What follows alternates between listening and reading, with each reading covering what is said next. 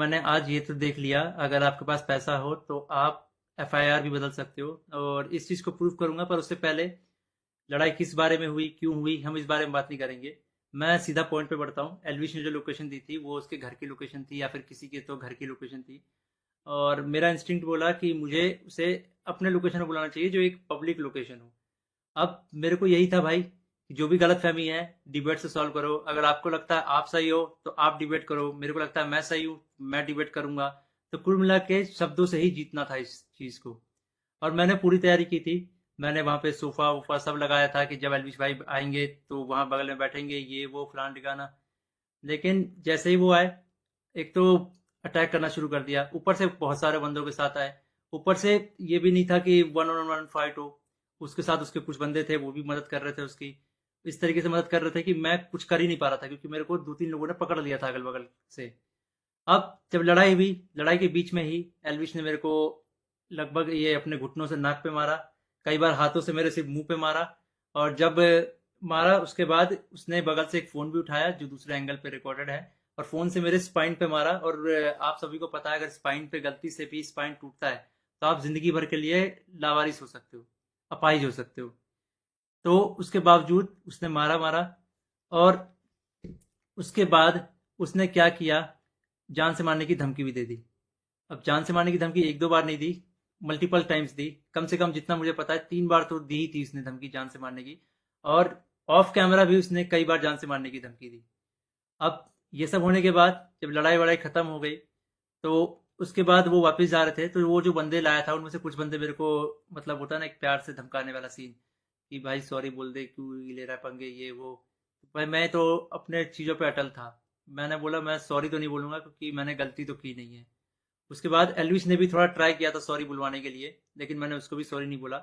और ये सब जब हुआ तो शुरू में मेरे को लगा मेरे को सिर्फ यहाँ चोट आई है, क्योंकि मेरे को कहीं पे भी दर्द फील नहीं हो रहा था। तो मेरे को शुरू शुरू में सिर्फ यहाँ चोट आई। उसके बाद 1 डेढ़ घंटे बाद मेरे को यहाँ पे दर्द होना शुरू हुआ, और फिर 2 से 3 घंटे बाद मेरे पूरे स्पाइन में दर्द होना शुरू हुआ। और इस तरीके से हुआ कि मैं सो ही नहीं पाया। सुबह 4 बजे मैंने सोने का ट्राई किया था, मैं दोस्त के घर साकेत गया हुआ था। मैंने सोने का ट्राई किया, अनफॉर्चुनेटली मैं दर्द से सो ही नहीं पाया। उसके बाद हम जब दर्द हो रहा था तो हम गए वहाँ पे मैक्स हॉस्पिटल साकेत के, मेडिकल निकलवाने। तो उन्होंने मना कर दिया, विदाउट एफआईआर नहीं होगा। तो मेरा यही था, मेरा दिमाग शॉक में था, एफआईआर हमने की नहीं थी। फिर हमने डिसाइड किया कि दोपहर के 12 बजे के आसपास हम एफआईआर करेंगे लॉन्च, और उसके बाद मेडिकल करवा लेंगे पुलिस की मदद से ही। तो हम गए एफआईआर करने। अब जब एफआईआर करने गए तो हमने पूरा बता दिया कि भाई ये सेक्शन लगाना है, अटेम्प्ट टू मर्डर है, साफ साफ दिख रहा है। तो वो जो एसएचओ थे उन्होंने बहुत अच्छे से बात की। उसके बाद एसएचओ अपने इंस्पेक्टर के फ़ोन में कॉल करते हैं, बोलते हैं कि पूरा इसको ना पब्लिक मत करना, गुप्त तरीके से रखना, हम लोग गुप्त तरीके से लड़ेंगे। मेरे को तभी डाउट था कि एफआईआर को दबाने की कोशिश की जाएगी। और वही हुआ। अभी मैंने एक आर्टिकल पढ़ा जिसमें एलविश के ऊपर एक भी वो सेक्शन नहीं लगा जो मैंने एफआईआर में लिखवाई थी। अटेम्प्ट टू मर्डर का एक भी सेक्शन नहीं है उसमें। तो कुल मिला के मैं क्या समझूं, अगर आपके पास पैसा हो तो आप एफआईआर भी बदल सकते हो। मतलब हरियाणा में इस तरीके से गुंडागर्दी चल रही है कि एक बंदा आता है मारता है और उसके खिलाफ कोई एक्शन नहीं होता, उसको पुलिस पकड़ के लेके नहीं जाती। यहाँ पे इस बात को 24 घंटे हो चुके हैं, और वो बंदा अभी हंस रहा होगा कि उसको कोई पकड़ के नहीं ले गया, उसको फर्क ही नहीं पड़ा होगा। मैं हरियाणा के सीएम खट्टर जी से रिक्वेस्ट करना चाहूंगा कि इस गुंडे अलविश यादव को अरेस्ट करवाओ। इसका बैकग्राउंड बहुत खराब है, जिस तरीके से ये यूथ को इंस्पायर कर रहा है, वायलेंस को प्रमोट कर रहा है, उससे साफ साफ पता लग रहा है यूथ बहुत गलत वे में मोटिवेट हो रही है इससे। और ये चीज़ बहुत ही खराब है। तो खट्टर जी, मैं इंडिया के कानून पे बहुत भरोसा करता हूँ, लेकिन अगर यहाँ पे नाइंसाफी हुई तो एक तरीके से बहुत सारे लोगों को ये तो समझ में आ जाएगा कि इंडिया का कानून सिर्फ गरीबों के लिए बना है, अमीरों के लिए नहीं बना है। तो मैं नहीं चाहता कि ये कानून भी, ये एफआईआर भी दब जाए।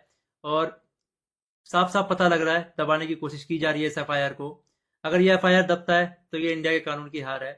मैं आप लोगों से रिक्वेस्ट करूंगा, गुरुग्राम पुलिस को और खट्टर जी को इस ट्वीट में टैग करो, और उन पे उनको रिक्वेस्ट करो कि एलविश यादव को जितनी जल्दी हो सके, इस गुंडे को जितनी जल्दी हो सके अरेस्ट करा जाए। क्योंकि अगर कोई भी ऐसे मार के निकल जाएगा और फिर अपने स्टोरी में डालेगा कि भाई वर्क डन, तो खुल्लम खुल्ला यही है कि वो वायलेंस को प्रमोट कर रहा है, और उसको पता है कि उसका कोई कुछ नहीं बिगाड़ सकता। तो एक तरीके से ये इंडिया के कानून की हार है। तो अभी जो मैं एफआईआर लिखवा के आया था, मुझे उसकी कॉपी भी नहीं मिली और मुझे लगता है मिलेगी भी नहीं। बोला तो वैसे सुबह मिल जाएगी, लेकिन आई डोंट थिंक सो, क्योंकि आर्टिकल में साफ साफ दिख रहा है कि एफआईआर के जो सेक्शन है वो बहुत अलग किए गए हैं। तो इंडिया के कानून का मजाक ना बने, तो आप लोगों से एक आखिरी बार रिक्वेस्ट है, सीएम खट्टर जी को गुरुग्राम पुलिस के ऊपर टैक्स अटैक किया जाए, ताकि ये मामले को वो लोग सीरियसली ले। इन द एंड अगर इस बीच में मुझे कुछ भी होता है, मेरे पे कोई भी जानलेवा हमला होता है, इसका जिम्मेदार एलविश यादव होगा, या फिर उसके दोस्त होंगे, या फिर गुरुग्राम पुलिस होगी जिसने मेरे एफआईआर को पूरा का पूरा बदल दिया और पता नहीं क्या एफआईआर लिख दिया।